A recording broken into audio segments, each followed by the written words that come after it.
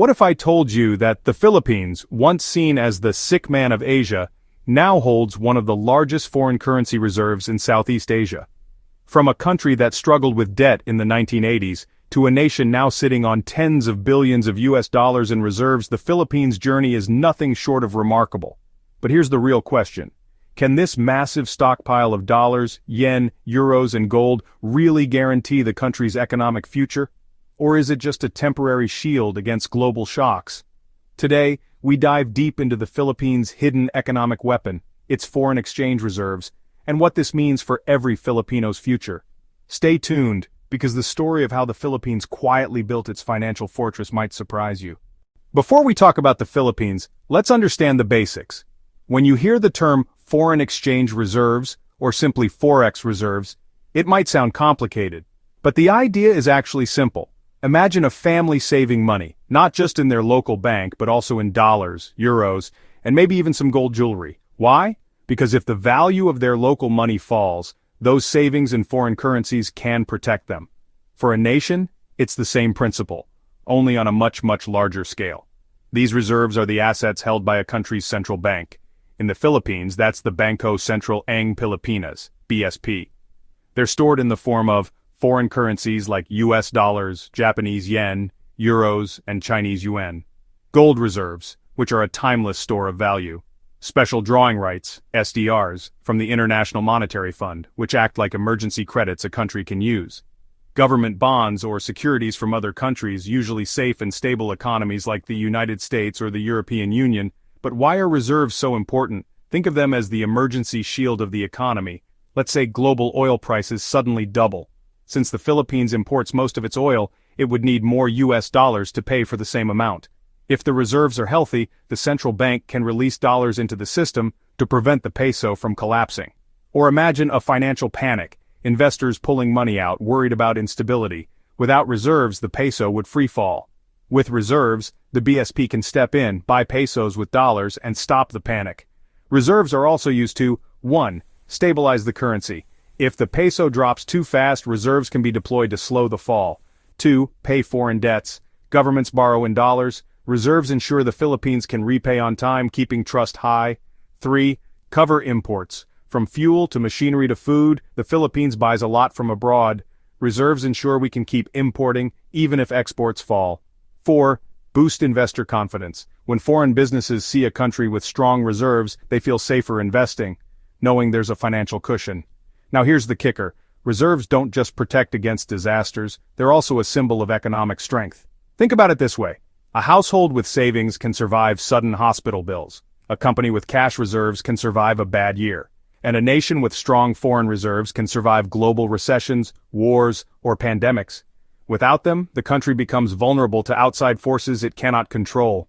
The Philippines didn't always enjoy this financial cushion. In fact, history tells a different story. 1980s, the debt crisis.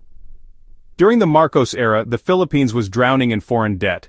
The country was borrowing heavily, interest rates spiked, and the peso collapsed. By the mid-1980s, foreign reserves fell dangerously low, barely enough to cover a few months of imports. Investors fled, inflation soared, and the Philippines was branded the sick man of Asia. 1990s. Rebuilding confidence after the People Power Revolution, successive governments worked with the IMF and World Bank to stabilize the economy. During this time, remittances from overseas Filipino workers, OFWs, began to grow, slowly becoming a lifeline for the economy. 1997, Asian financial crisis. The peso took a hit when Thailand, Indonesia, and South Korea collapsed under speculative attacks. But here's the difference. Unlike its neighbors, the Philippines had started building small but growing reserves, which prevented a total financial meltdown. 2000s, OFW remittances boom. By the early 2000s, millions of Filipinos working abroad were sending billions of dollars back home. This became the single biggest source of foreign exchange, often exceeding foreign direct investment and exports combined.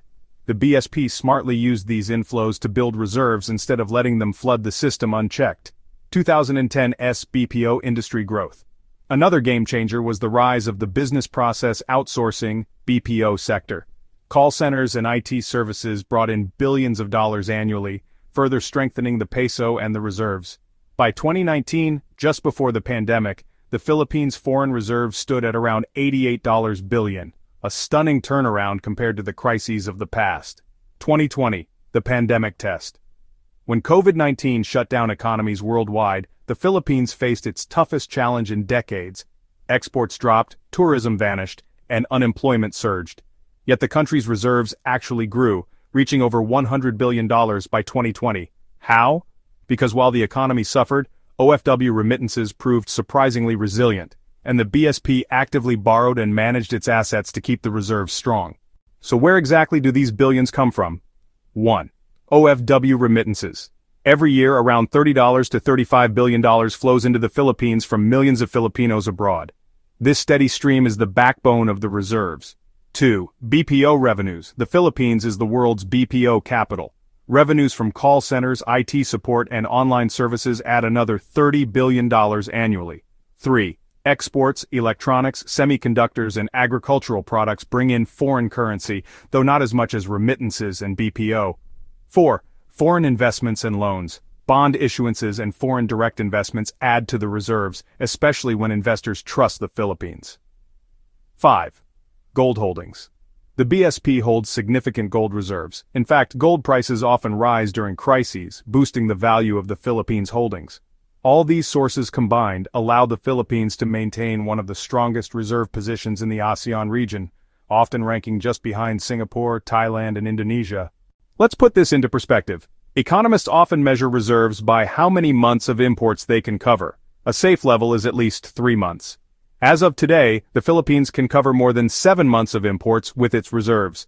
That's more than double the safety threshold. Reserves also cover external debt. If every foreign lender demanded repayment tomorrow, the Philippines could pay a huge portion without defaulting. That's what gives international markets confidence to keep lending and investing.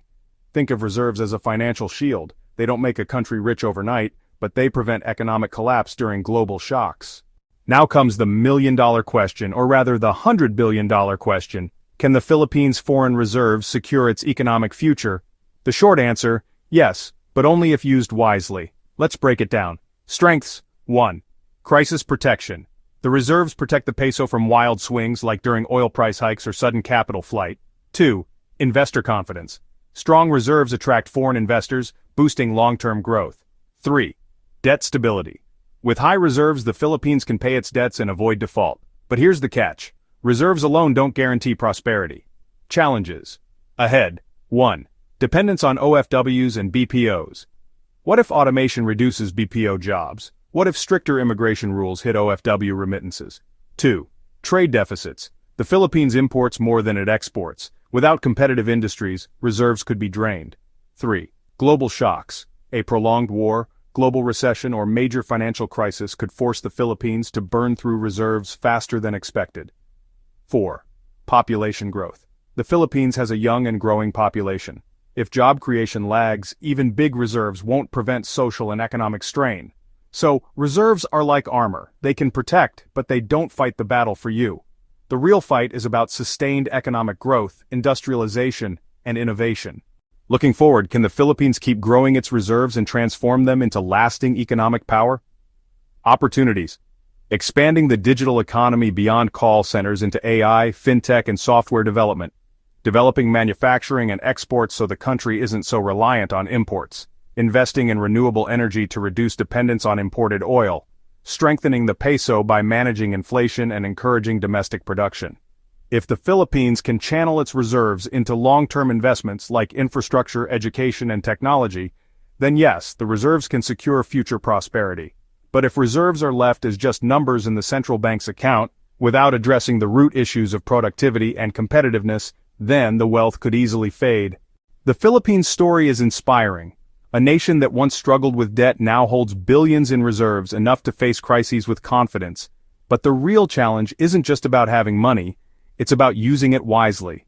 Foreign reserves can protect the economy in stormy times, but they are not the final destination. They're just the shield. The sword, the real power, will come from creating jobs at home, building industries, and making the Philippines not just a nation of remittances, but a hub of global innovation and trade. So the question remains, will the Philippines turn its financial fortress into lasting economic strength? Or will it remain forever reliant on the sweat of its workers abroad? Only time and wise leadership will tell. If you enjoyed this deep dive into the Philippine economy, don't forget to hit the like button, subscribe for more global insights, and share your thoughts in the comments below. Until next time, keep watching, keep learning.